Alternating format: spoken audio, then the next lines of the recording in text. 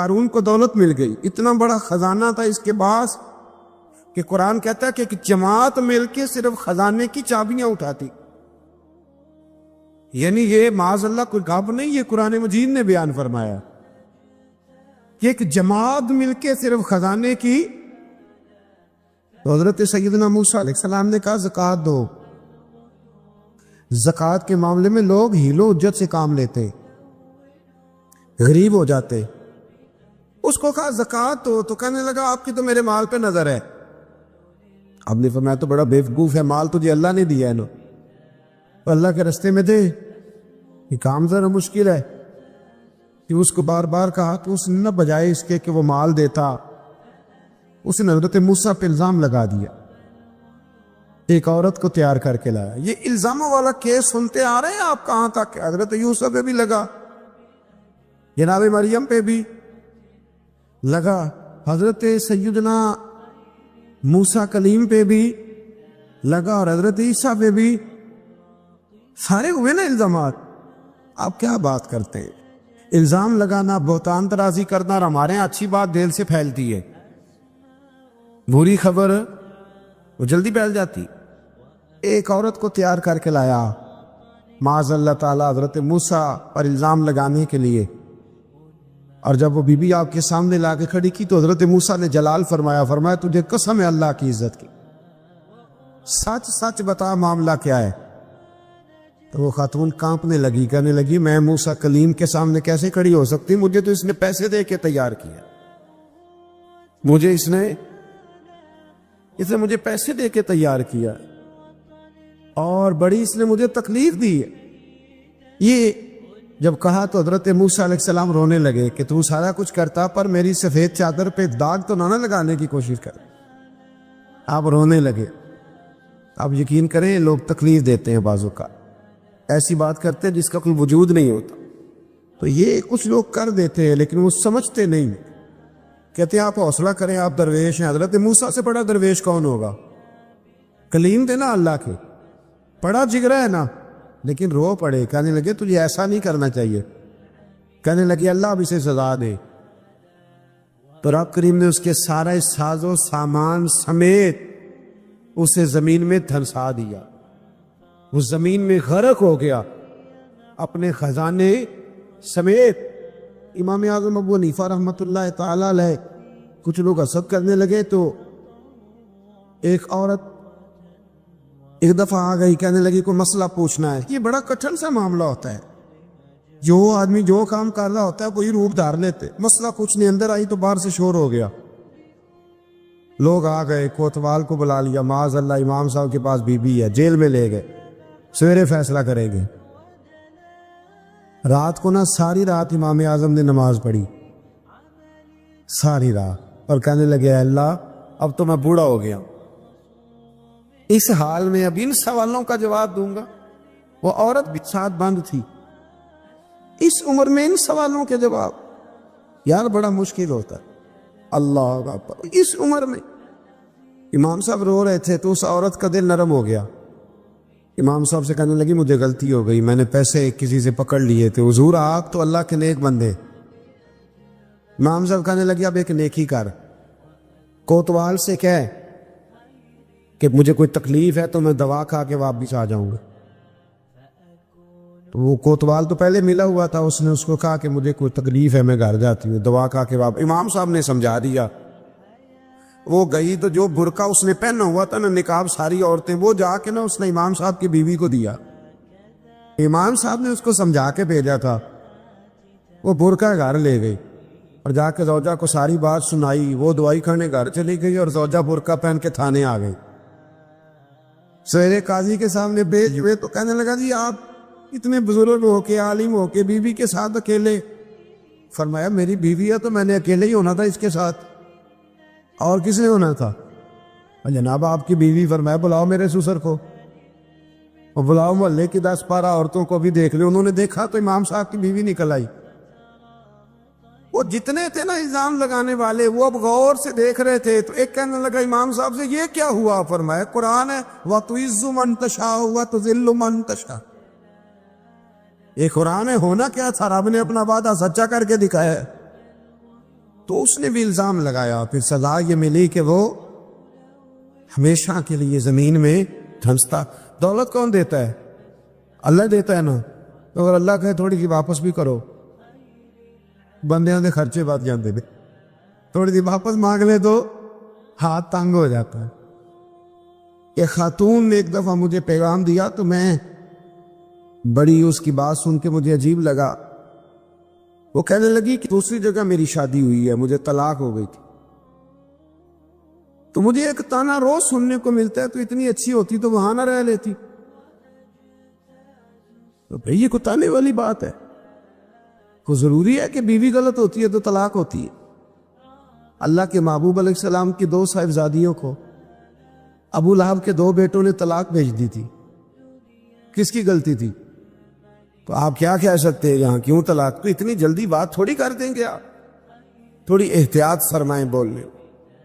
حضرت عبداللہ ابن عباس فرماتے ہیں میرے نبی پاک علیہ السلام نے میری تربیت فرمائی، اور محبوب پاک علیہ السلام نے فرمایا عبداللہ یاد رکھنا، یہ نوجوان دوست میری بات لکھ لیں، پریشان لوگ میری بات لکھ لیں، جن کے پاس قوت فیصلہ نہیں وہ اس بات کو لکھ لیں۔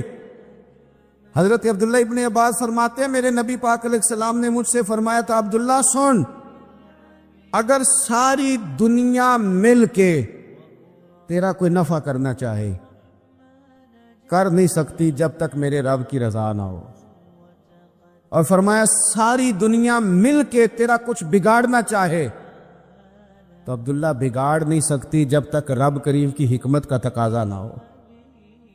لوگوں سے ڈرنا، لوگوں کی طرف دیکھنا، ماحول دیکھ کے اپنے راہ کا تعین کرنا، ہر بندے کے خیالات کے مطابق ڈھلنے کی کوشش کرنا، فلانا نہ ناراض ہو جائے، فلانا نہ ناراض ہو جائے، وہ جس نے ہونا ہو جائے، بس رب رسول ناراض نہ ہو۔ اپنی زندگی میں اپنے مالک کو مولا جان کے، بل اللہ مولاکم، اللہ تمہارا مولا ہے، وَهُوَ خَيْرُ النَّاصِرِينَ، وہ بہترین مددگار ہے۔ توجہ جب بھی کریں رب کی جانب کریں، اپنے دل کا قبلہ درست رکھیں، سوچوں کے زاویے سیدھے رکھیں۔ میرے بھائی مالک جب بندوبست کر دے نا، جب مالک بندوبست کر دے پھر ایسا بندوبست کرتا ہے کہ لوگوں کے پاس نا چارہ نہیں رہتا۔ حضرت مریم رضی اللہ تعالی عنہا پاک باز تھی، مسجد میں رہی تھی، پر مالک کی حکمت کے تقاضے بڑے عجیب ہیں نا۔ پھر جناب مریم کو اللہ تعالیٰ نے بغیر شوہر کی اولاد عطا کر دی۔ یہ بات یہ ایسی تھی، کسی نے کہا تھا کہ مخلوق تو فنکار ہے اس درجہ کے پل بھر میں سنگے در کعبہ سے بھی اصنام تراشے، تم کون ہو کیا چیز ہے داغے کبابی، لوگوں نے تو مریم پہ بھی الزام تراشے۔ تو لوگوں نے کہا کدھر سے لے آئی بچہ، تیرا باپ تو ایسا نہیں تھا، کہاں سے لے آئی؟ اللہ کرے میں آپ کو سمجھا سکوں، ذرا اپنے آپ کو وہاں کھڑا کریں کہ ایک پاک باز عورت، پاک باپ کی بیٹی، طیب ماں کی بیٹی، اور اللہ کے گھر میں پرورش پانے والی خاتون، ایک وہ وقت اور ایک یہ وقت کہ اس عورت کو کٹہرے میں کھڑا کر کے پوچھا جا رہا ہے کہ معاذ اللہ تیری گود میں بچہ جائز نہیں ہے، کہاں سے لائی ہے؟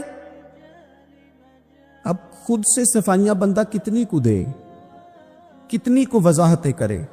اور میں نے تو اپنی زندگی میں دیکھا ہے زیادہ وضاحت دینے والے کو بھی لوگ جھوٹا سمجھنے لگ جاتے ہیں، زیادہ وضاحت دینے پر بھی لوگ کمزوری کا اظہار سمجھتے ہیں کہ کمزور پڑ گئے۔ آپ صلح کی کوشش کرتے ہیں، سامنے والا بزدل سمجھ لیتا ہے، زیادہ وضاحتیں بھی کمزور کر دیتی ہیں۔ اب حضرت مریم کو کٹہرے میں کھڑا کر کے کہا بچہ کس کا ہے؟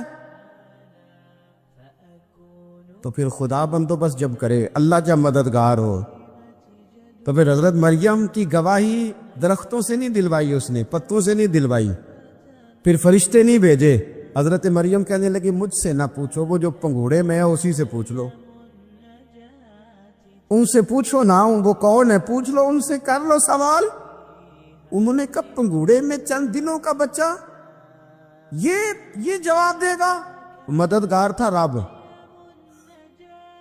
ان کی برات کا اعلان کرنا تھا مالک نے، اور جب مالک اعلان کر دے، جب مالک تیری صفائی دینا چاہے، جب مالک تجھے دنیا کے سامنے نکھارنا چاہے تو پنگوڑے میں لیٹے حضرت عیسیٰ بول کے کہنے لگے انی عبداللہ آتانی الکتاب، فرمایا میں اللہ کا بندہ ہوں، رب نے مجھے کتاب عطا کر کے نبی بنا کے دنیا میں بھیجا ہے، میں اللہ کا بندہ ہوں، کتاب لے کے آیا ہوں، نبی بن کے آیا ہوں۔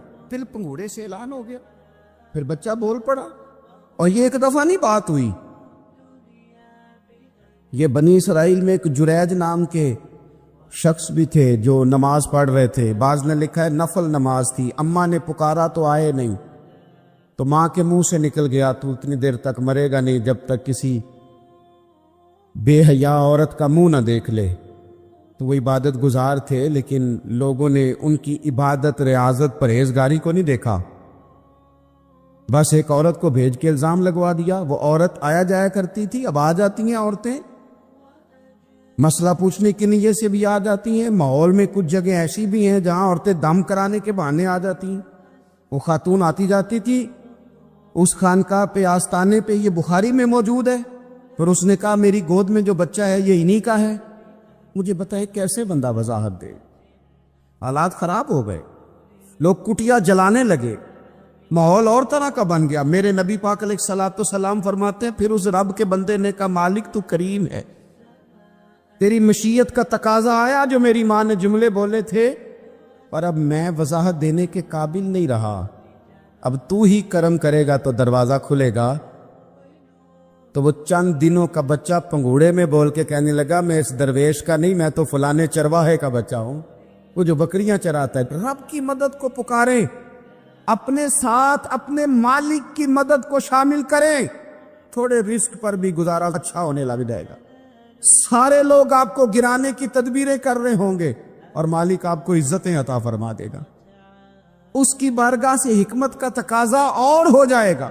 ہم نے ساری زندگی لوگوں کو راضی کرنے میں گزار دی، ساری زندگی بڑھاپا آ گیا بچوں کو پالتے، اور بچوں نے آخری عمر میں کہہ دیا ابا اگر کوئی ڈھب کا کام کر لیتے تو آج ہمارے دن بھی پھر نہ جاتے۔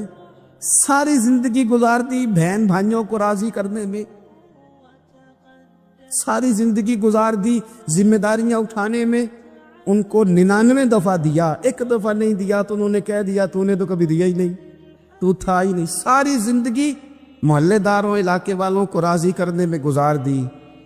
اور میں نے ایسے لوگ بھی دیکھے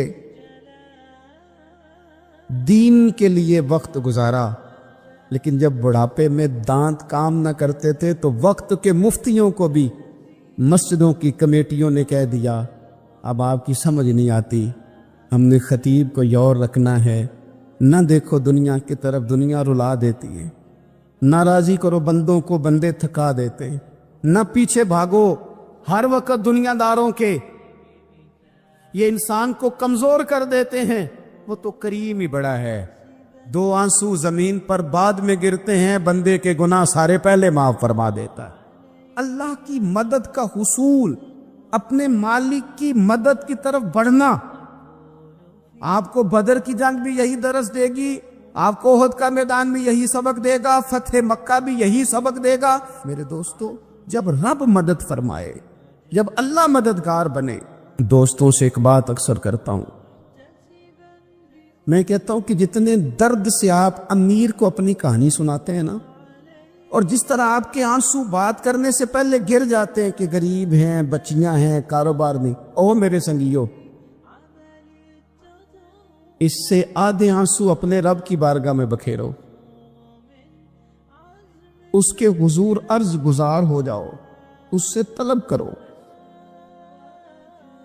ایک وقت انسان پر زندگی میں ایسا آتا ہے کہ اسے یوں محسوس ہوتا ہے کہ میرا سایہ بھی ذرا سا پیچھے ہٹ گیا ہے، اسے یوں لگتا ہے کہ میں کسی سہارے پہ ہاتھ ڈالتا ہوں تو وہ بھاگ جاتا ہے مجھ سے، لیکن مالک کی بارگاہ ایسی عظیم بارگاہ ہے، رب رسول کے آستانے اتنے بڑے ہیں کہ آپ جب وہاں کشکولے طلب دراز کرتے ہیں تو جھولی پھیلانے میں دیر لگتی ہے، ان کو بھرنے میں تو کوئی دیر نہیں لگتی۔ ہم نے اپنا سوچ کا قبلہ ہی دنیا کو بنا لیا ہے۔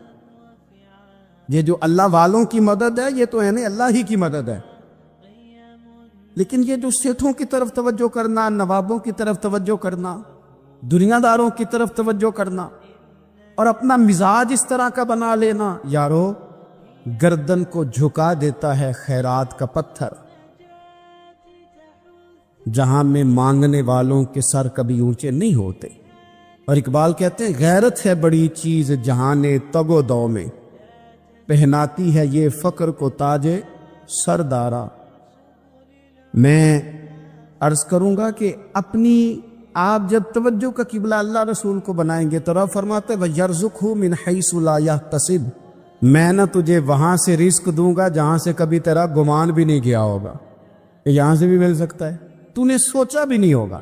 بخاری شریف میں حدیث ہے، حضرت جابر ابن عبداللہ فرماتے ہیں نبی پاک صلی اللہ علیہ وسلم نے نا 300 لوگوں کا ایک لشکر روانہ کیا کسی مہم کے لیے، کسی جہاد کے لیے۔ حضرت ابو عبیدہ بن جراح رضی اللہ تعالیٰ عنہ امیر لشکر تھے۔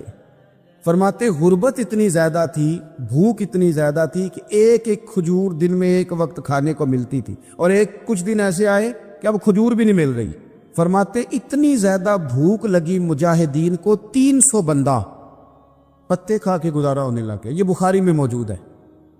آپ فرماتے کہ دریا کے کنارے ہمارا پڑاؤ تھا، ٹھہراؤ تھا، جب بھوک سے نڈھال ہو گئے نا وَيَرْزُقْهُ مِنْ حَيْثُ لَا يَحْتَسِبُ، اللہ وہاں سے روزی دیتا ہے، گمان بھی نہیں ہوتا۔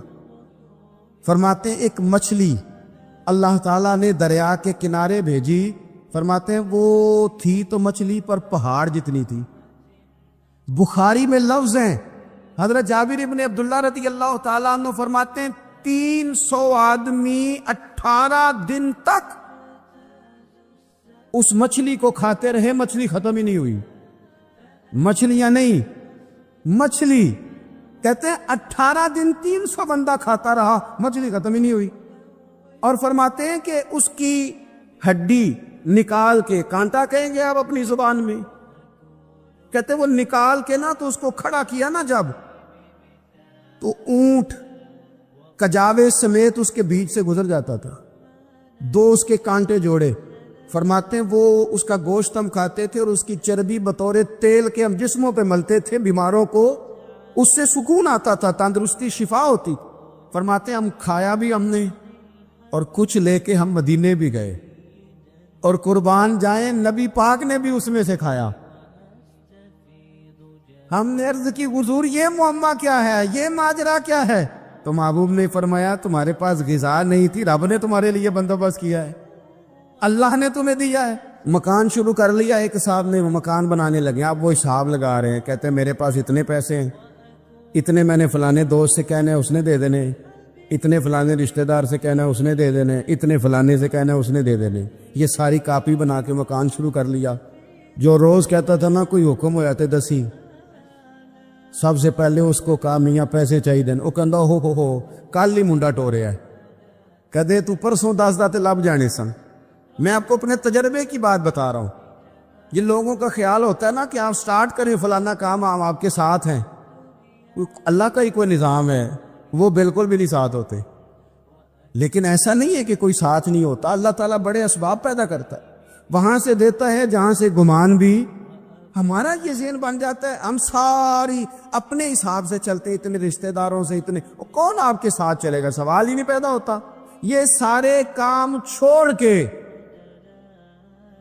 سب سے پہلے 2 رکعتیں پڑھو، اپنے رب کی بارگاہ میں، رسول کائنات کی بارگاہ میں گزارشات اور استغاثے پیش کرو، وہاں سے خیر طلب کرو۔ دنیا دار کیا دیں گے، کیا دے سکتے ہیں، کیا حیثیت ہوتی ہے کسی؟ اللہ کہتا ہے وہاں سے دوں گا۔ تو جو اللہ مال دے وہ لینا چاہیے کہ رشتہ داروں کا مال دیکھنا چاہیے؟ جو اللہ دے وہ لینا چاہیے کہ سیٹھوں نوابوں کی جیبیں دیکھنی چاہیے؟ جو اللہ دے وہ قبول کرنا چاہیے یا دیکھنا چاہیے کون سا آدمی کہاں پہنچ گیا؟ چھوڑو، اپنی مٹی پہ چلنے کا سلیقہ سیکھو۔ کسی کے سنگ مرمر پہ چلو گے تو پھسل جاؤ گے۔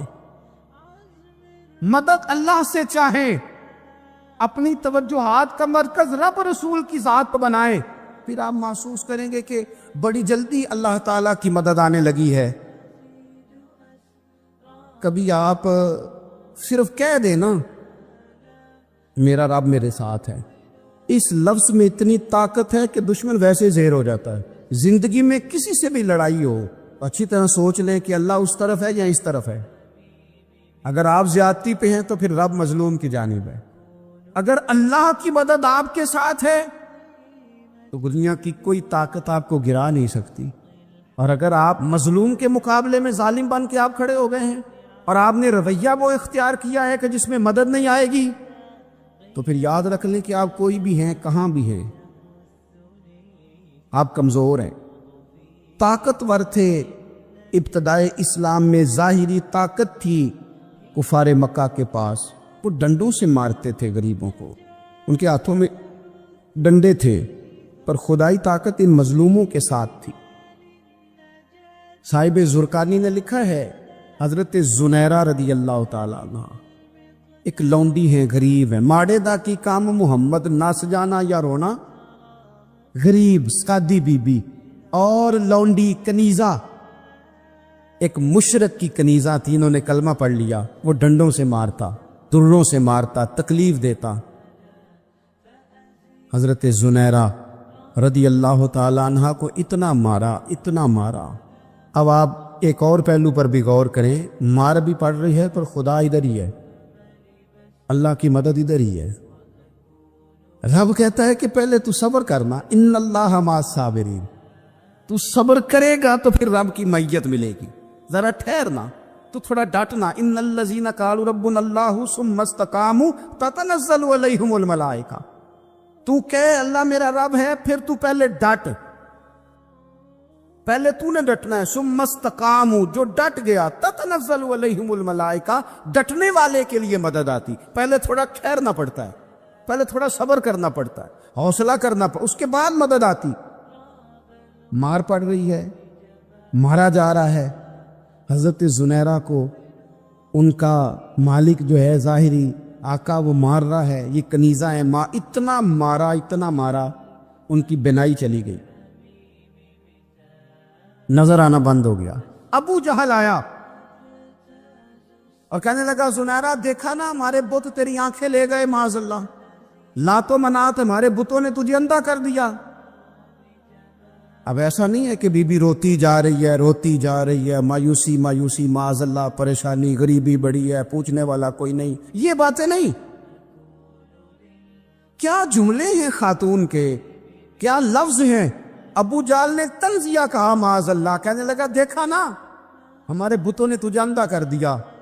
تو جناب زنیرہ آنکھوں کی بینائی گئی ہے, رات کو گئی ہے, دکھ ابھی تازہ ہے, لیکن اللہ پہ جو توکل ہے, اپنے مالک سے جو رشتہ ہے وہ اتنا مضبوط ہے, اتنا طاقتور ہے, اس میں اتنی گہرائی ہے کہ حضرت زنیرہ بول کے نا اتنی قوت سے بولی, اتنی طاقت سے بولی کہ پورے کفر پر لرزہ طاری ہو گیا. فرمانے لگی تمہارے پتوں کی کیا اوقات ہے کہ وہ میری بینائی لے جائیں, یہ میری رب کی حکمت کا تقاضا ہے. جب تک اس نے چاہا زنیرہ دیکھتی رہی, اور جب اس نے چاہا زنیرہ کی آنکھوں کی بینائی چلی گئی, اور اگر وہ چاہے گا نا تو بینائی واپس بھی کر دے گا. اگر ہو ذوق یقین پیدا تو کٹ جاتی ہیں زنجیریں, اگر وہ چاہے گا تو بینائی آ بھی جائے گی. حضرت زنیرہ نے رات کو یہ لفظ کہے, ابو جال اور سارے کفار ڈر کے سن کے چلے گئے. آپ اطمینان سے آ کے بستر پہ سوئی, جب سویرے اٹھی تو اللہ نے آنکھوں کی روشنی واپس کر دی تھی. آنکھوں کی اب چھڑی پکڑی ہے, بازاروں میں گھومتی ہے, کہتی ہیں بلاؤ کدھر ہے تمہارے لات و منات, دیکھو میرے رب نے روشنی واپس کر دی. آ کر میرے ساتھ ادھر آ, ستمگر ہنر آزمائے, تو تیر آزما ہم جگر آزمائے. بیمار لوگوں یاد رکھو, کہہ دیا ڈاکٹر نے کہ تو بڑا بیمار ہے, تو بڑا کمزور ہے, یہ ہو گیا وہ ہو گیا, تو ڈاکٹر اپنے علم کے مطابق بات کر رہا ہے. ہوگا تو وہ جو میرا رب چاہے گا. کمزور ہو جانا, پریشان ہو جانا, تکلیف میں آ جانا, پتہ نہیں بات ہو گئی ہے تو جانے کیا ہو جائے گا. اپنی زندگی کے اندر اپنے رب سے رشتہ مضبوط کرے, رسول کائنات سے رشتہ مضبوط کرے, اللہ والوں سے رشتہ مضبوط کرے. حضرت زنیرہ نے پیغام دیا کہ زندگی میں جو جینا چاہتے ہیں تو وہ رب کا نام لے کے جی سکتے ہیں.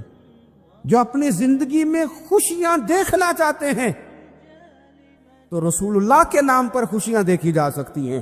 توکل کی بنیاد پر بندہ خوشیاں لے سکتا ہے.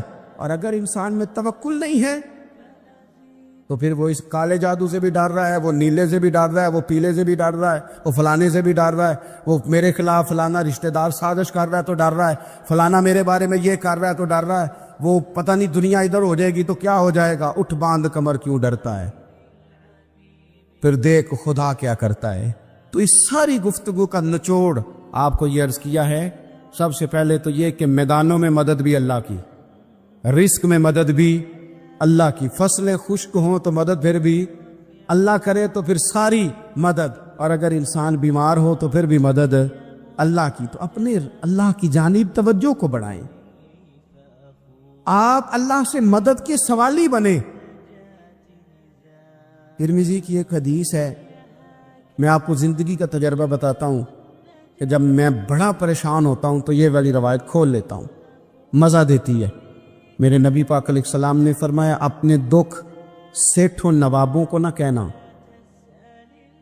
مالداروں کا نہ کہنا, ورنہ اللہ تمہیں کبھی غنی نہیں کرے گا. فرمایا اپنے دکھ اپنے رب کی بارگاہ میں عرض کرنا, جلدی کرے یا دیر سے کرے اللہ تمہیں لوگوں سے بے نیاز کر دے گا, اللہ تمہیں غنی کر دے گا. رات کو بیٹھو نا اس کی بارگاہ میں. امام غزالی سے کسی نے پوچھا تھا, امام غزالی سے, کہ حضور اللہ کا بندے سے راضی ہونا کمال ہے یا بندے کا اللہ سے راضی ہونا کمال ہے؟ تو امام غزالی مسکرائے, فرمانے لگے رب تو بڑا ہی مہربان ہے, وہ تو بڑی جلدی راضی ہو جاتا ہے.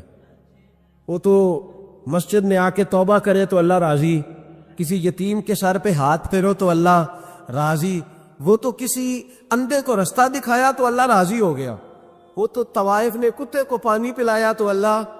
امام صاحب فرمانے لگے یہ بندہ ہے جو اللہ سے راضی نہیں ہوتا. جس کے پاس اولاد نہیں وہ کہتا ہے چلو ایک بیٹی مل جائے تو میں راضی ہوں, بیٹی مل گئی تو کہتا اب ایک بیٹا بھی ملے تو پھر راضی ہوں, پھر کہتا ہے یہ دونوں اچھی تعلیم حاصل کر لے تو پھر میں راضی ہوں, پھر کہتا ہے یہ بہت زیادہ پیسے کمائے تو پھر میں راضی ہوں. بہرحال راضی ہوتا, لیکن جو راضی ہو جاتا ہے نا, اللہ اکبر, جو اللہ سے راضی سکھی بڑا رہتا ہے, سکون میں بڑا رہتا ہے, مطمئن بڑا رہتا ہے. جو سمجھ لیتا ہے نا کہ جو میرے رب نے بہتر سمجھا وہ میرے اللہ نے مجھے. میں کبھی کبھی سوچتا ہوں کہ یار حضرت بلال حبشی نے کوئی عہدہ نہیں مانگا ساری زندگی, انہوں نے نہیں کہا مجھے بھی ایک صوبے کا گورنر بناؤ میری بھی خدمات ہے, مجھے بھی وزیر خزانہ بناؤ میرا بھی کچھ بنتا ہے. ایک دفعہ نہیں کہا سیدنا بلال حبشی رضی اللہ تعالیٰ عنہ نے کہ میری بھی کوئی ڈیوٹی ایسی ہونی چاہیے کہ مجھے چلو سپہ سالار ہی بنا دیا جائے. ساری زندگی مسجد میں جھاڑو دیا تو اسی پہ راضی رہے, ساری زندگی محبوب کے مہمانوں کا لنگر پکایا تو اسی پہ راضی رہے, ساری زندگی میرے محبوب علیہ السلام کے بچوں کی نوکری کی تو اسی پہ راضی رہے, راضی بالرضا رہے. حضرت سیدنا موسیٰ علیہ السلام نے عرض کی کوہ طور پہ جا کے, مولا میری قوم پوچھتی ہے کہ کوئی ایسا کام بتا جو ہم کریں تو تو ہم سے راضی ہو جائے.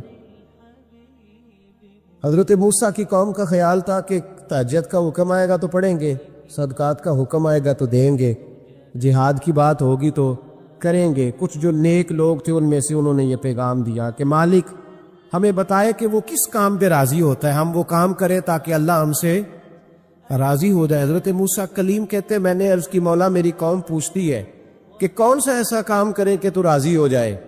تو رب کریم نے ارشاد فرمایا موسیٰ, کہتے میرا خیال تھا کوئی لسٹ ملے گی, لیکن مالک نے ایک جملہ کہا, ایک جملہ, اور تفسیروں کے دریا بہا دیے.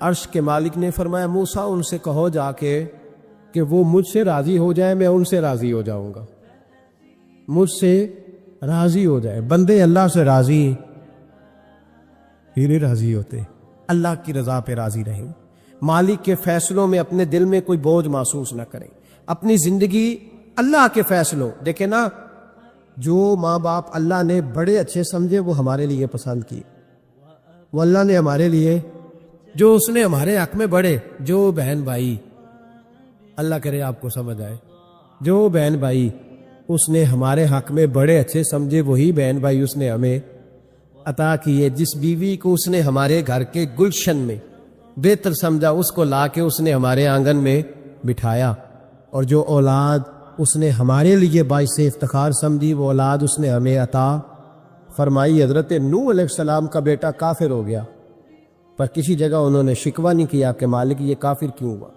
اللہ کے قبضے میں ہے نا دل، پھیر سکتے ہیں نا، مقلب القلوب ہے، لیکن حضرت نوح نے دعا اللہ کی رضا پر راضی رہے۔ سمجھو کہ میرے حق میں جو بہتر تھا مالک نے وہ چیز مجھے عطا کر دی۔ ہم یہ سوچتے ہی نہیں کہ ہمیں نہیں پتا ہمارے حق میں بہتر کیا ہے، ہمارے رب کو پتا ہے۔ حضرت ابو ہریرہ فرماتے ہیں کہ نبی پاک علیہ السلام نے فرمایا ایک شخص نے بادلوں کے اندر سے آواز سنی کہ فلاں آدمی کا کھیت اور باغ خشک ہو گیا ہے، وہاں برسو اور اس کے کھیت کو سیراب کرو۔ وہ بڑا حیران ہوا کہ بادل سے آواز آ رہی۔ پھر اس نے دیکھا کہ ایک پہاڑی پر بارش ہوئی، وہ بادل وہاں برسا، پھر نالیوں سے ہوتا ہوا پانی ایک طرف چلا۔ تو جس نے آواز سنی تھی، حضور بیان کر رہے ہیں، وہ بھی پیچھے پیچھے چلا کہ پانی کدھر جا رہا ہے۔ اس نے جا کے دیکھا کہ ایک مقام پہ ایک باغ کو وہ پانی لگ رہا ہے اور ایک آدمی وہ پانی لگا رہا ہے۔ اس نے اس سے پوچھا تیرا نام کیا ہے؟ اس نے کہا کیوں؟ کہنے لگا بتا نا۔ اس نے نام بتایا تو کہنے لگا یہی تو وہ نام ہے جو میں نے بادلوں کے اندر سے سنا ہے کہ فلاں کے کھیت کو پانی دے دو۔ اس نے کہا یار تو کیا عمل کرتا ہے کہ اسپیشل تیرے لیے بارش برسے؟ یہ بخاری پڑھ رہا ہوں، سیاستہ سے حدیث عرض کر رہا ہوں۔ اس سے پوچھا تو کیا کام کرتا ہے کہ جناب اللہ تبارک و تعالیٰ کا حکم کرم آیا کہ خاص تیرے لیے پانی برسے اور تیرے کھیت کو سیراب کرے۔ تو اس نے کہا چھوٹا ذمہ دار ہوں، پر جب فصل اگتی ہے تو 3 حصے کرتا ہوں، ایک حصہ اپنے بال بچوں پہ بہن بھائیوں پہ خرچ کرتا ہوں، ایک حصہ پورا، اور ایک حصہ دوبارہ کاشتکاری پہ لگاتا ہوں، اور تیسرا حصہ خالص میں نے مسکینوں، یتیموں اور غریبوں کے لیے رکھا ہوا۔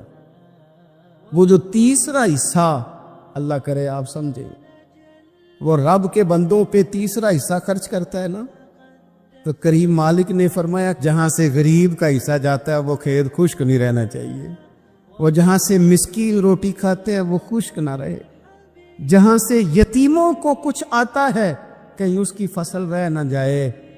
میں اور آپ بھی اگر اپنے مال میں مسکینوں، یتیموں، غریبوں کے حصے رکھ لیں گے تو فصلیں خشک نہیں رہیں گی، ان کے اندر تازگی آئے گی، نور آئے گا، کرم آئے گا، خاص کر خدا کی رحمت برسے گی۔ مدد اللہ سے چاہے، اپنی توجہات کا مرکز رب رسول کی ذات کو بنائے، پھر آپ محسوس کریں گے کہ بڑی جلدی اللہ تعالیٰ کی مدد آنے لگی ہے۔ جب رب مدد فرمائے، جب اللہ مددگار بنے۔ دوستوں سے ایک بات اکثر کرتا ہوں، میں کہتا ہوں کہ جتنے درد سے آپ امیر کو اپنی کہانی سناتے ہیں نا، اور جس طرح آپ کے آنسو بات کرنے سے پہلے گر جاتے ہیں کہ غریب ہیں، بچیاں ہیں، کاروبار دیں، او میرے سنگیو، اس سے آدھے آنسو اپنے رب کی بارگاہ میں بکھیرو، اس کے حضور عرض گزار ہو جاؤ، اس سے طلب کرو۔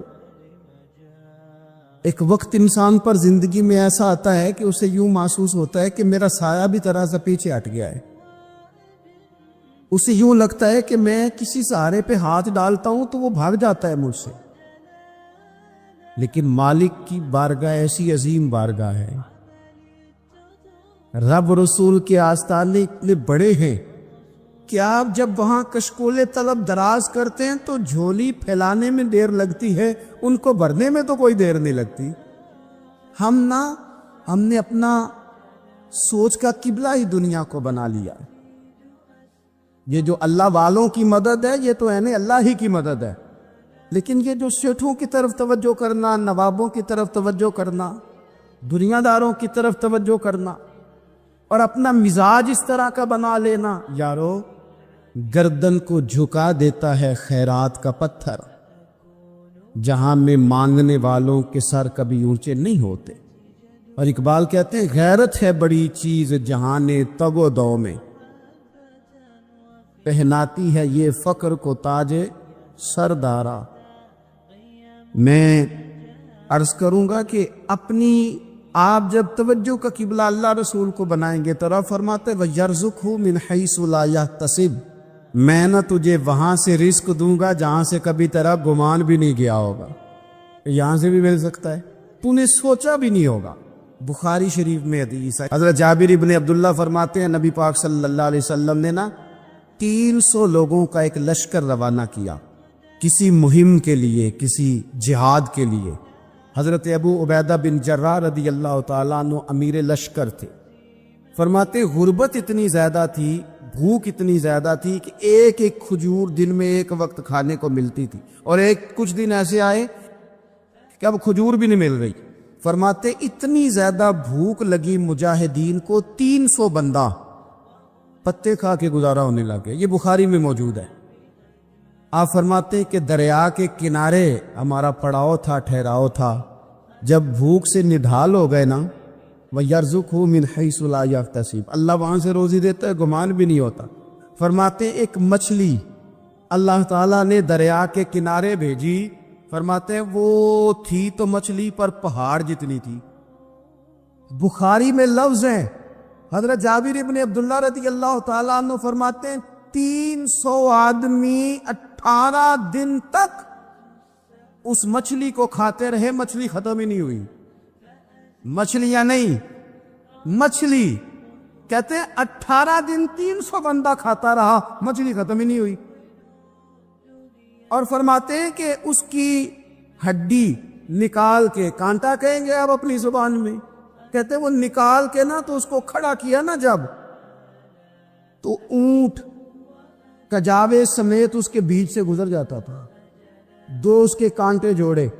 فرماتے ہیں وہ اس کا گوشت ہم کھاتے تھے اور اس کی چربی بطور تیل کے ہم جسموں پہ ملتے تھے، بیماروں کو اس سے سکون آتا تھا، تندرستی شفا ہوتی تھی۔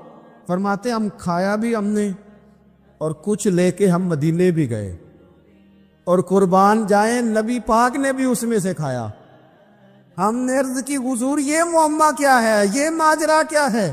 تو محبوب نے فرمایا تمہارے پاس غذا نہیں تھی، رب نے تمہارے لیے بندوبست کیا ہے، اللہ نے تمہیں دیا ہے۔ یہ نوجوان دوست میری بات لکھ لیں، پریشان لوگ میری بات لکھ لیں، جن کے پاس قوت فیصلہ نہیں وہ اس بات کو لکھ لیں۔ حضرت عبداللہ ابن عباس فرماتے ہیں میرے نبی پاک علیہ السلام نے مجھ سے فرمایا تھا عبداللہ سن، اگر ساری دنیا مل کے تیرا کوئی نفع کرنا چاہے، کر نہیں سکتی جب تک میرے رب کی رضا نہ ہو۔ اور فرمایا ساری دنیا مل کے تیرا کچھ بگاڑنا چاہے تو عبداللہ بگاڑ نہیں سکتی جب تک رب کریم کی حکمت کا تقاضا نہ ہو۔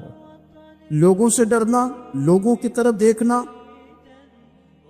ماحول دیکھ کے اپنے راہ کا تعین کرنا، ہر بندے کے خیالات کے مطابق ڈھلنے کی کوشش کرنا، فلانا نہ ناراض ہو جائے، فلانا نہ ناراض ہو جائے، وہ جس نے ہونا ہو جائے، بس رب رسول ناراض نہ ہو۔ نہ دیکھو دنیا کی طرف، دنیا رلا دیتی ہے، نہ راضی کرو بندے کو، بندے تھکا دیتے، نہ پیچھے بھاگو ہر وقت دنیا داروں کے، یہ انسان کو کمزور کر دیتے ہیں۔ وہ تو کریم ہی بڑا ہے، 2 آنسو زمین پر بعد میں گرتے ہیں، بندے کے گناہ سارے پہلے معاف فرما دیتا۔ اللہ کی مدد کا حصول، اپنے مالک کی مدد کی طرف بڑھنا، آپ کو بدر کی جنگ بھی یہی درس دے گی، آپ کو احد کا میدان بھی یہی سبق دے گا، فتح مکہ بھی یہی سبق دے گا۔ اپنی زندگی میں اللہ کی مدد کی طرف بڑھیں، مالک کی مدد کا حصول اختیار کرنے کی کوشش کریں، اللہ کے ساتھ اپنے آپ کو جوڑے۔ اگر اللہ کی مدد نصیب ہو، یہ جو ہم جتنا ڈرتے رہتے ہیں، سہمے رہتے ہیں، پریشان رہتے ہیں کوئی کیا کر دے گا، ہمارے ہاں نا ہر شعبے میں معاذ اللہ ایک مافیا ہے، الا ماشاءاللہ۔ وہ مافیا کہتا ہے میرے ساتھ ملو گے تو میں چلنے دوں گا، ورنہ میں نہیں چلنے دوں گا، مارکیٹ میں آ ہی نہیں سکتا فلانا بندہ، کیونکہ یہاں ہمارا قبضہ ہے۔ اور میرے بھائی پھر بہت سارے لوگ جن کی نیتیں اور ارادے بڑے اچھے ہوتے ہیں شروع میں، وہ بھی اس مافیا کا شکار ہو جاتے ہیں اور ان کے رنگ میں رنگ جاتے ہیں۔ یاد رکھنا، کسی شخص کی بلیک میلنگ کا کبھی شکار نہ ہونا، کبھی کسی کی میٹھی اور مسجع مکفہ باتوں کا شکار نہ ہونا۔ کوئی کیا کر سکتا ہے اگر اللہ مددگار ہو تو؟ جس کو رب کریم اٹھانا چاہے اسے کوئی گرا سکتا ہے؟ ہم یہ ڈرے ڈرے سہمے پریشان فیصلہ کرنے کی طاقت نہیں، مجھے چلنا چاہیے کہ نہیں، اٹھنا چاہیے کہ نہیں، کرنا چاہیے، اٹھ باندھ کمر کیوں ڈرتا ہے؟ پھر دیکھ خدا کیا کرتا ہے۔ اپنی زندگی میں اپنے مالک کو مولا جان کے बल अल्लाहु मौलाकुम, अल्लाह तुम्हारा मौला है। वहुव खैरुन नासिरीन, वो बेहतरीन मददगार है। तवज्जो जब भी करें रब की जानिब करें, अपने दिल का किबला दुरुस्त रखें, सोचों के जाविये सीधे रखें। मेरे भाई, मालिक जब बंदोबस्त कर देना, जब मालिक बंदोबस्त कर दे, फिर ऐसा बंदोबस्त करता है कि लोगों के पास ना चारा नहीं रहता। हजरत मरियम रज़ियल्लाहु ताला अन्हा पाकबाज थी, मस्जिद में रही थी, पर मालिक की हिकमत के तकाजे बड़े अजीब है ना। फिर जनाब मरियम को अल्लाह ताला ने बगैर शौहर के औलाद अता कर दी। ये बात ही ऐसी थी, वो किसी ने कहा था कि मखलूक तो फनकार है इस दर्जा के पल भर में, संगे दरे काबा से भी असनाम तराशे, तुम कौन हो क्या चीज है दागे कबाबी। लोगों ने तो मरियम पे भी इल्जाम तराशे। तो लोगों ने कहा किधर से ले आई बच्चा, तेरा बाप तो ऐसा नहीं था, कहां से ले आई। अल्लाह करे मैं आपको समझा सकूं, जरा अपने आप को वहां खड़ा करें कि एक पाक बाज औरत, पाक बाप की बेटी, तैयब मां की बेटी, और अल्लाह के घर में परवरिश पाने वाली खातून, एक वो वक्त और एक ये वक्त कि उस औरत को कटहरे में खड़ा करके पूछा जा रहा है कि माज़अल्लाह तेरी गोद में बच्चा जायज नहीं है, कहां से लाई है। अब खुद से सफाइयां बंदा कितनी को दे, कितनी को वजाहतें करे। और मैंने तो अपनी जिंदगी में देखा है, ज्यादा वजाहत देने वाले को भी लोग झूठा समझने लग जाते हैं। ज्यादा वजाहत देने पर भी लोग कमजोरी का इजहार समझते हैं कि कमजोर पड़ गया। आप सुलह की कोशिश करते हैं, सामने वाला बुज़दिल समझ लेता है। ज्यादा वजाहतें भी कमजोर कर देती। अब हजरत मरियम को कटहरे में खड़ा करके कहा बच्चा किसका है। तो फिर खुदा बंदोबस्त जब करे, अल्लाह जब मददगार हो, तो फिर हजरत मरियम की गवाही दरख्तों से नहीं दिलवाई, उसने पत्तों से नहीं दिलवाई, फिर फरिश्ते नहीं भेजे। हजरत मरियम कहने लगी मुझसे ना पूछो, वो जो पंगूड़े में है उसी से पूछ लो, उनसे पूछो ना, वो कौन है पूछ लो, उनसे कर लो सवाल। उन्होंने कहा पंगूड़े में चंद दिनों का बच्चा, ये जवाब देगा। मददगार था रब। उनकी बरात का ऐलान करना था मालिक ने, और जब मालिक ऐलान कर दे, जब मालिक तेरी सफाई देना चाहे, जब मालिक तुझे दुनिया के सामने निखारना चाहे, तो पंगूड़े में लेटे हजरत ईसा बोल के कहने लगे इन्नी अब्दुल्लाह आतानियल किताबा, फरमाया मैं अल्लाह का बंदा हूं, रब ने मुझे किताब अता करके नबी बना के दुनिया में भेजा है। मैं अल्लाह का बंदा हूं, किताब लेके आया हूं, नबी बन के आया हूं। फिर पंगूड़े से ऐलान हो गया, फिर बच्चा बोल पड़ा। और ये एक दफा नहीं बात हुई, ये बनी इसराइल में एक जुरैज नाम के शख्स भी थे जो नमाज पढ़ रहे थे। बाज ने लिखा है नफल नमाज थी, अम्मा ने पुकारा तो आए नहीं, तो मां के मुंह से निकल गया तू इतनी देर तक मरेगा नहीं जब तक किसी बेहया औरत का मुंह ना देख ले। तो वो इबादत गुजार थे, लेकिन लोगों ने उनकी इबादत, रियाजत, परहेजगारी को नहीं देखा। बस एक औरत को भेज के इल्जाम लगवा दिया। वो औरत आया जाया करती थी, अब आ जाती हैं औरतें, मसला पूछने की नीयत से भी आ जाती हैं। माहौल में कुछ जगह ऐसी भी हैं जहां औरतें दम कराने के बहाने आ जाती हैं। वो खातून आती जाती थी उस खानका पे, आस्ताने पे, ये बुखारी में मौजूद है, और उसने कहा मेरी गोद में जो बच्चा है ये इन्हीं का है। मुझे बताएं कैसे बंदा वजाहत दे।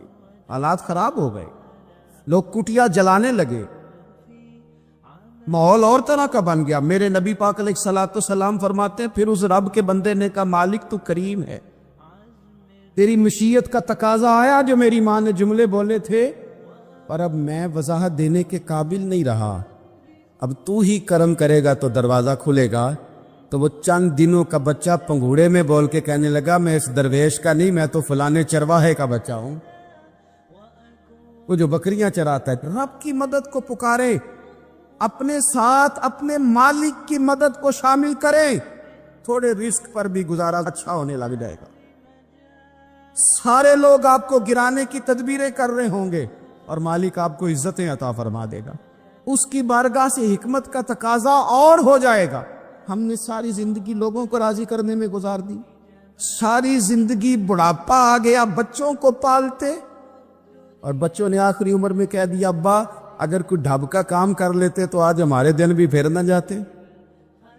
ساری زندگی گزار دی بہن بھائیوں کو راضی کرنے میں، ساری زندگی گزار دی ذمہ داریاں اٹھانے میں، ان کو 99 دفعہ دیا، ایک دفعہ نہیں دیا تو انہوں نے کہہ دیا تو نے تو کبھی دیا ہی نہیں، تو تھا ہی نہیں۔ ساری زندگی محلے داروں علاقے والوں کو راضی کرنے میں گزار دی۔ ایک صحابی ہیں حضرت ابو قرصافہ رضی اللہ تعالیٰ عنہ، حضرت ابو قرصافہ رضی اللہ تعالیٰ عنہ فرماتے ہیں میں چھوٹا تھا، میری اماں اور میری خالہ مجھے ساتھ لے گئی، میں نے کہا کہاں جانا ہے؟ کہنے لگے آؤ نبی پاک کا کلمہ پڑھنے جانا ہے۔ پڑھیے درود شریف صلی اللہ، سارے پڑھیے، پھر پڑھیے ایک دفعہ صلی اللہ تعالیٰ علیہ، حضور کا ذکر ہو تو فوراً درود پڑھنا چاہیے۔ نبی کریم علیہ السلام کی بارگاہ میں نا میری خالہ اور میری اماں دونوں مجھے ساتھ لے گئیں کلمہ پڑھنے۔ کہتے ہیں جب ہم حضور کی بارگاہ میں پہنچے، کلمہ پڑھا، واپس آئے تو میری اماں اور میری خالہ آپس میں بات کرنے لگیں۔ میری خالہ کہنے لگی تو نے دیکھا ہے ان کا بولنا کتنا مزیدار تھا؟ میری خالہ کہنے لگی تو نے تو وہ دیکھا ہے لیکن وہ جو غلام آیا تھا اس کے ساتھ ان کا رویہ کتنا پیارا تھا، تو نے دیکھا جب وہ کھانا کھا رہے تھے تو پہلا خیال انہوں نے ہمارا کیا، بار بار وہ ان کا ذکر کرتی، کہتے آپس میں حضور کی شانیں بیان کرتی، میری اماں بھی میری خالہ بھی۔ بالآخر بات لمبی ہو گئی تو میری اماں بولی، کہنے لگی بس کر، ہم کتنی عظمتیں بیان کریں گے، مجھے تو 3 باتیں سمجھ میں آئی ہیں۔ کتنی؟ 3 باتیں مجھے سمجھ میں آئی ہیں۔ کہا وہ کیا؟ تو کہنے لگی ما رأینا مثل حاضر الرجل احسن وجہا ولا القا صوبا ولا البنا کلاما۔ کہنے لگی مجھے تو 3 باتیں سمجھ میں آئی ہیں کہ نہ اتنا خوبصورت چہرے والا کوئی شخص دیکھا ہے، اور نہ اتنے صاف کپڑوں والا کو دیکھا ہے، اور نہ ہی اتنی میٹھی بولی بولنے والا کوئی دیکھا ہے۔ تینوں باتوں کی کمال ہے، ظاہری حسن بھی کمال، کپڑوں کی صفائی بھی کمال، اور رسول پاک کا بولنا بھی کمال، لب و لہجے میں مٹھاس بھی، خوبصورتی والی۔ یہ اصل حسن ہے کہ ظاہراً بھی انسان بڑا منزہ ہو، باطناً بھی بڑا صاف ستھرا ہو۔ میرے رسول پاک علیہ السلام کا طریقہ مبارکہ پتہ کیا تھا؟ حضور صلی اللہ تعالیٰ علیہ وآلہ وسلم جب مسجد میں نماز پڑھ لیتے تو حضرت جعفر رضی اللہ تعالیٰ عنہ فرماتے، بخاری کی حدیث ہے، فرماتے میں مدینہ شریف میں آیا تو حضور نماز پڑھ لیتے تو صحابہ نبی پاک کے پاس آتے اور حضور کا دست مبارک پکڑ کے پہلے چومتے پھر چہروں پہ ملتے، پہلے چومتے پھر چہروں پر۔ نبی پاک کے صحابہ حضور کے قدم بھی چوما کرتے، قدموں میں جھکا کرتے تھے۔ یہ تو بھائی اس وقت پتہ چلتا جب کسی سے پیار ہو جاتا، جب کسی بندے سے، میں اکثر مثال دیا کرتا ہوں اکثر کہ کسی کا بچہ پیشاب کرے تو کہہ آتی ہے، الٹی آتی ہے، لیکن اپنا بچہ بالوں میں بھی کر دیتا ہے، پھر کوئی کہہ نہیں آتی چونکہ اپنا ہے نا، پیار ہو گیا ہے نا۔ اب وہ کیفیت جب کسی سے محبت ہو جاتی ہے نا تو کچھ چیزیں صرف سمجھنے کی نہیں، کچھ چیزیں ایسی ہوتی ہیں جو محسوس کرنے والی ہوتی۔ اس نے کہا تھا عشق ایک ڈھونگ ہے، میں نے کہا تجھے عشق ہو خدا کرے، پھر کوئی تجھے اس سے جدا کرے، تو اسے تسبیحوں پہ پڑھا کرے، تو اسی کا نام جپا کرے، تو گلی گلی پھرا کرے، پھر میں کہوں کہ عشق ایک ڈھونگ ہے اور تو نہیں کہا کر، پھر میں کہوں کہ عشق ایک ڈھونگ ہے اور تو، اس نے کہا تھا عشق ایک ڈھونگ ہے تو میں نے کہا تجھے عشق ہو خدا کرے۔ بھائی یاد رکھو جب انسان کو محبت ہوتی ہے تو پھر اس کے انداز بدل جاتے ہیں، اس کے طور طریقے تبدیل ہو جاتے ہیں۔ وہ میں اکثر ایک بات کہا کرتا ہوں، میں کہتا ہوں بچہ باہر سے برگر کھا کے آ جاتا ہے رات کو، اماں کہتی بیٹے روٹی کھا لو، کہنا تو گوبھی پکائی میں نہیں کھانی، حالانکہ برگر ہے، کھا آیا ہے، دور سے کھا آیا ہے، تو اماں اس کو کہتی ہے پھر میں سویاں نہ بنا دوں تھوڑی سی اپنے بیٹے کو، فٹافٹ چاول نہ تجھے ابال دوں، ساتھ میں باریک دال بنا دیتی، کہتا نہیں میری مرضی کا پکاتے ہی نہیں، میں نے نہیں کھانا ایسے۔ اب ابا جو ہے نا، ابا وہ اماں کو سمجھا رہا، کہتا چھڈ پر بھوک لگے گی تو آپ ہی کھا لے گا، تو نہ ایڈی ٹینشن ہے، ایمی پہ تینوں ستاندا ہے۔ اماں کیا کہتی ہے؟ کہتی نہیں مجھے نیند نہیں آ رہی، یہ کھائے گا تو سکون آئے گا۔ اب اس کو آپ لاکھوں دلیلیں دے کہ سیاڑا بیان ہے، بچہ نہیں ہے، 22 سال کا ہے، 24 سال کا، چھوڑ تو کیا کر رہی ہے؟ لیکن اماں کو کوئی سمجھا سکتا؟ کیوں نہیں سمجھا سکتا کہ اسے اپنے بیٹے سے پیار بڑھا، وہ کیا کرے، وہ مجبور ہے، اس کے دل کی کیفیت اس طرح کی ہے کہ کوئی دنیا کی طاقت اسے سمجھا سکتی سوال ہی نہیں پیدا ہوتا کوئی اسے سمجھا سکے یہ ممکن کیسے ہو کیسے سکتا ہے. یہ محبت ہے میرے رسول پاک علیہ السلام کے صحابی حضرت جحیفہ فرماتے میں حضور کی بارگاہ میں آیا تو صحابہ کیا کرتے, نبی پاک کا دست مبارک پکڑتے, پہلے چومتے پھر چہرے پہ ملتے. بخاری ہے. فرماتے میں نے کہا یہ کیا کر رہے ہیں؟ پھر اچانک میرا بھی دل کیا ذرا کر کے تو دیکھو, کچھ چیزیں چکھنے پہ پتہ لگتا ہے کتنی مزیدار ہے. کہتے میں بھی قریب گیا, حضور کے دست مبارک میں نے ہاتھ ڈالا. فرماتے ہاتھ پکڑا ہی تھا کہ نبی پاک کا ہاتھ برف سے بھی زیادہ ٹھنڈا. فرماتے پھر میں نے پکڑ کے چہرے پہ ملا تو کستوری سے زیادہ خوشبو آ رہی تھی دست مبارک. فرماتے اب میرا چھوڑنے کو دل ہی نہیں کر رہا تھا, اب میری طبیعت نہیں مان رہی تھی. میرے نبی کریم علیہ السلام اللہ کی دلیل ہے, ہر پاکیزگی, ہر حسن, ہر کیف اللہ نے اپنے رسول کو عطا فرمایا. دنیا کی جتنی غلاظتیں تھیں جب کوئی حضور کے قریب جاتا تھا تو ساری غلاظتیں دور ہو جاتی. کما ارسلنا فیکم رسولا منکم یتلو علیکم آیاتنا ویزکیکم.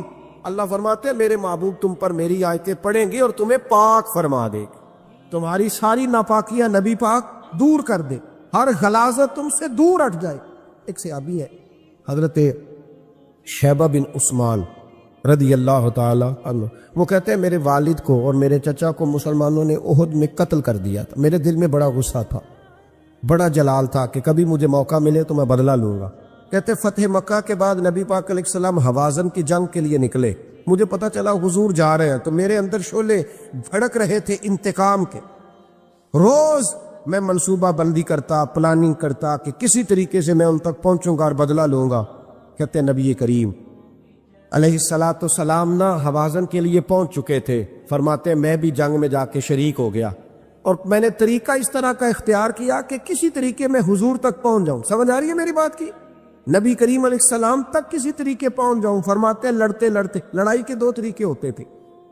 کبھی تو ایسے ہوتا تھا کہ ایک ایک دو آدمی مل کے آپس میں لڑتے تھے, پھر گمسان کا رن پڑتا تھا, گھمبیر ہو جاتی تھی جنگ, سمجھ نہیں آتی تھی تیر کہاں سے آیا, نیزہ کہاں سے آیا.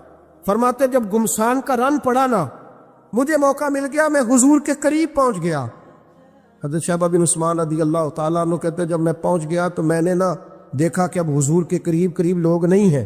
فرماتے میں نے نا فوراً تلوار اٹھائی, تلوار اٹھا کے میں حضور کو معاذ اللہ شہید کرنے ہی لگا تھا کہ ایک نور چمکا حضور کے سامنے. پڑھیے درود صلی اللہ علیہ وسلم. کہتے ایک نور چمکا, اتنی تیزی تھی اس نور میں کہ میری آنکھیں بند ہو گئی, میرے ہاتھ سے تلوار گر گئی, آنکھیں چندھیا گئی میری. فرماتے تلوار میرے ہاتھ سے چھوٹ گئی. اب جب وہ روشنی مدھم ہوئی نا تو میں نے دیکھا نبی پاک سامنے کھڑے مسکرا رہے ہیں.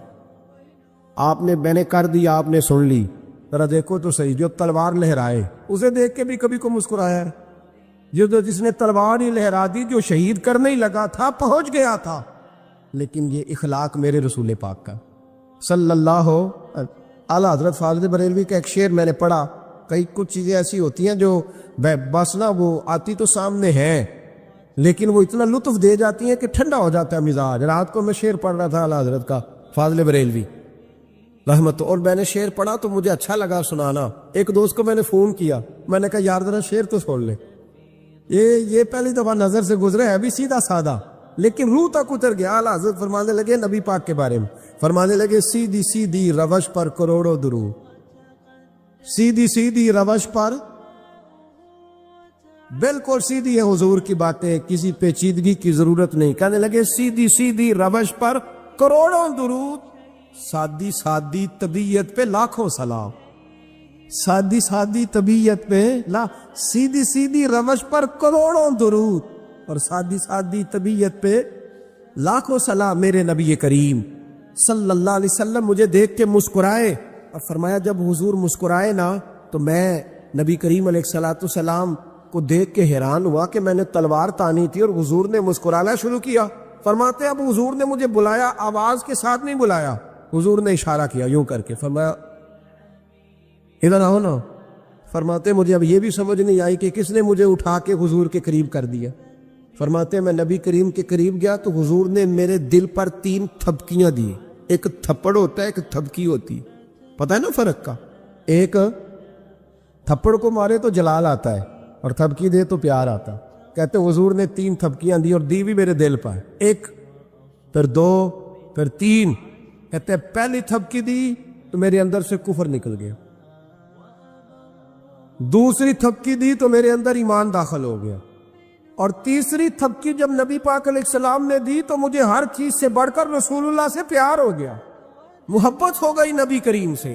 آپ فرماتے ہیں اب حضور نے نا فوراً میرے ہاتھ میں تلوار تھمائی، فرمایا پہلے تو ہمارے خلاف لڑ رہا تھا، تلوار پکڑ، اب ہماری طرف سے لڑ، تلوار پکڑ اور لڑ۔ آپ فرماتے ہیں میں اتنا لڑا کہ جو حضور کا دشمن سامنے آتا میں گلا کاٹ دیتا، جو آتا میں اس کے ٹکڑے کر دیتا۔ فرماتے ہیں پہلے میں باپ کا بدلہ لینے آیا تھا، اور اب میرا یہ حال ہے کہ اگر میرا باپ بھی سامنے آئے گا تو میں اس کا بھی گلا کاٹ دوں گا، لیکن حضور کے قریب کسی کو جانے نہیں دوں گا۔ حضرت شیبہ بن عثمان کہتے ہیں جنگ ختم ہو گئی، حضور خیمے میں گئے، میں بھی گیا، اب نبی پاک لوگوں سے باتیں کر رہے ہیں، حضور لوگوں سے باتیں کر رہے ہیں، میں ایک کونے میں بیٹھا سوچ رہا ہوں کہ میں تو بدلہ لینے آیا تھا، یہ میرے ساتھ ہوا کیا؟ حضور لوگوں سے باتیں کرتے جا رہے ہیں، میں سوچتا جا رہا ہوں کہ میں تو انتقام لینے آیا، یہ کیا معاملہ ہوا؟ کہتے محبوب نے اچانک میری طرف نظر اٹھائی اور فرمانے لگے شیبہ ایک ارادہ تو نے کیا تھا جو غلط تھا، اور ایک ارادہ میرے رب نے کیا ہے اور تیرے اوپر فضل فرما دیا ہے۔ فرماتے حضور نے اب مجھ سے فرمایا کوئی خواہش ہو تو بتاؤ، مانگ لو کچھ مانگنا ہے تو۔ میں نے عرض کی یا رسول اللہ میری بخشش کی دعا کر دو، بڑا میرا خوفناک ماضی ہے، میں اسلام کا بڑا دشمن رہا ہوں، حضور دعا کر دے، یاد ماضی عذاب ہے یا رب، چھین لے مجھ سے حافظہ میرا، یا رسول اللہ بڑے گناہ ہیں میرے، دعا کر دے۔ کہتے میں نے دعا کے لیے کہا اور حضور پھر دوسرے لوگوں سے باتیں کرنے لگ گئے، کبھی اس سے کبھی اس سے کبھی اس سے۔ میں سوچنے لگا کہ میری بات کا کوئی جواب ہی نہیں آیا۔ جب تو 3 بار میں نے سوچا تو میرے کریم نے پھر توجہ میری جانب کی اور فرمایا تو نے بخشش کی دعا کا کہا تھا، میں نے سن لیا ہے، رب کریم نے تیری بخشش فرما دی ہے، اللہ نے تجھے بخش دیا ہے، تیری خطائیں رب کریم نے معاف کر دی۔ نبی پاک کے دست مبارک کی برکت، رسول پاک ایک صحابی تھے حضرت فرقد ان کا نام تھا رضی اللہ تعالی۔ پہلے نا میں جب گفتگو کیا کرتا تھا نا تو میں صحابہ کا نام نہیں لیتا تھا، میں کہتا تھا ایک صحابی فرماتے ہیں، چونکہ صحابہ کے نام مشکل تھے، لوگوں کو یاد نہیں رہتے۔ ایک دن میرے دل میں خیال آیا کہ نام لیں گے نہیں تو انہیں آئیں گے کیسے، چلو خود کسی کو ہی یاد ہو جائے گا۔ تو مجھے اچھا لگا، پچھلی دفعہ میں نے حضرت ساسا بن ناجیہ کا نام لیا تو مجھ سے میرے دوستوں نے کہا ذرا لکھ کے دے کیا نام تھا۔ مجھے خوشی ہوئی کہ یار اگر یہ لفظ کہے جائیں گے تو لوگوں کو دلچسپی ہوگی۔ حضرت فرقد ایک صحابی تھے، اور یہ وہ صحابی ہیں جنہوں نے حضرت عمر کے زمانے میں موصل کا علاقہ فتح کیا تھا، بڑے دلیر تھے، ان کی 4 بیویاں تھیں۔ وہ کہتے ہیں جب بھی یہ گھر میں آتے تو خوشبو اتنی اعلیٰ لگا کے آتے کہ ہم حیران ہو جاتی۔ عورتیں زیادہ تیاری کرتی ہیں نا مردوں سے کہ نہیں، کہ آج کل مرد زیادہ کرتے ہیں۔ چلو میں دس چھوڑو، میں اپنی اصلاح کرنا، تسی دوواں گلاں تے انجن کیتا ہے، اب پتہ نہیں سچ کیا ہے، کون زیادہ تیاری کرتا ہے؟ چلو بیٹھے جو مرد نے، ویسے میرے پاس جو اخباری تراشے ہیں ان میں یہ لکھا ہے کہ آج کل مردوں کے میک اپ پہ زیادہ خرچ آنے لگا ہے، یہ تحقیقی رپورٹ ہے، اور پاکستان میں سب سے زیادہ جو اخراجات ہیں وہ میک اپ کے سامان کے ہیں۔ پہلے لڑکیاں بیوٹی پارلر جاتی تھی، اب لڑکے بھی جاتے ہیں، پہلے صرف دلہن جاتی تھی، اب سارا خاندان جاتا۔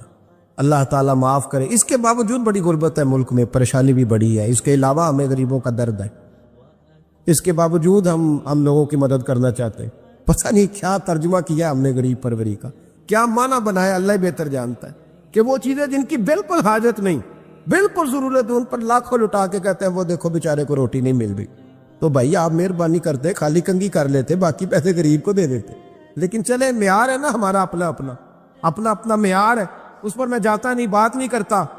نبی کریم علیہ الصلوۃ والسلام کے صحابی، ان کی ازواج کہتی ہیں کہ اب عورتیں زیادہ تیاری کیا کرتی تھیں، لیکن وہ جب گھر آتے نا تو اتنی خوشبو لگاتے، کہتی ہم چاروں مل کے کوشش کرنے لگی، ڈھونڈنے لگی کہ وہ خوشبو کا پتہ کریں جو یہ لگاتا ہے۔ ہم نے بازار سارے تلاش کر لی، عرب کے اندر آج بھی خوشبو کا بڑا شوق ہے، اور بڑی مہنگی خوشبو ملتی ہے، کبھی آپ بازار جائیں، کہتے ہیں ساری خوشبوئیں لگا لی، تھک گئی، ایک دن چاروں سوتنے مل کے بیٹھی کہنے لگی ہم نہیں اس کا مقابلہ کر سکتے، آج پوچھ ہی لے کہاں سے خوشبو لگاتا ہے، پوچھ ہی لیتے ہیں، چلو بات ہی ختم ہو جائے، پوچھ لیں، یہ ہم جتنی مرضی آلہ لگائیں، جب یہ آ جاتا ہے نا، کچھ لوگ میرے محفل ہوتے ہیں جہاں آ جاتے ہیں وہاں چھا جاتے، تو یہ جب آتے ہیں تو چھا ہی جاتے ہیں، کیا کریں، اس طرح کا میرے محفل ہے، کیا کریں اس کا۔ فرمانے لگی ایک دن چاروں سوتنوں نے مل کے ان کو بٹھا لیا، کہنے لگی بتاؤ تو صحیح خوشبو کون سی لگاتے ہیں؟ کہنے لگے کوئی بھی نہیں، کبھی لگائی نہیں، آج تک نہیں لگائی۔ تو کہتے ہیں بیویاں کہنے لگی صحابہ تو غلط بیانی نہیں کرتے، پر آپ کیا بات کر رہے ہیں، یہ کیسے ہو سکتا ہے کہ آپ آتے ہیں تو ہم حیران ہو جاتی ہیں۔ فرمانے لگے جس دن کی تم لگی ہوئی ہو نا میری خوشبو کا مقابلہ کر دے، مجھے پہلے دن کا ہی پتا ہے۔ تو میں نے کہا چلو زور لگا ہی لے، دیکھ ہی لیتے ہیں کہاں تک بات جاتی ہے تمہارے پاس جتنا زور لگا لو۔ بہرحال میں اللہ کی قسم اٹھا کے کہتا ہوں کبھی نہیں لگائی۔ تو بیویاں کہنے لگی پھر بتا تو صحیح، تو ایک دلیر آدمی ہے، اور جو دلیر لوگ ہوتے ہیں وہ خوشبوؤں کے اور کپڑوں کے اور ان چیزوں میں زیادہ وقت نہیں لگاتے، ان کے تو مشن اور طرح کے ہوتے، آپ تو مجاہد قسم کی آدمی ہے پر ہر وقت خوشبو آتی ہے۔ تو حضرت فرقد رو پڑے، کہنے لگی بیمار ہو گیا تھا، لاچار ہو گیا، حکیموں طبیبوں نے انکار کر دیا، وجود پر میرے آبلے نکل آئے، پھنسیاں بن گئی، ان میں پیپ بھر گئی، بیٹھ نہیں سکتا تھا، اٹھ نہیں سکتا، جب تھک گیا نا تو دروازہ رسول پہ چلا گیا، جب تھک گیا طبیبوں کا تھکایا ستایا حضور کی بارگاہ میں، کہا محبوبہ دیکھے تو صحیح میرا کیا حال ہے، حضور ذرا دیکھے چل نہیں سکتا، سو نہیں سکتا، بیٹھ نہیں سکتا، تیرے علاوہ غم کسے بتاؤں۔ کہتے ہیں حضور نے فرمایا ستر ڈھانپ لے، باقی سارے کپڑے اتار دے، ستر ڈھانپ لے۔ کہتے ہیں ٹخنوں سے لے کر ناف تک میں نے ستر ڈھانپ لی، باقی سارے کپڑے اتارے۔ حضور کیا کریں گے؟ فرماتے ہیں نبی پاک نے دست مبارک اٹھایا، برف سے ٹھنڈا، کستوری سے زیادہ مہکنے والا، فرماتے ہیں پورے وجود پر میرے حضور نے دست مبارک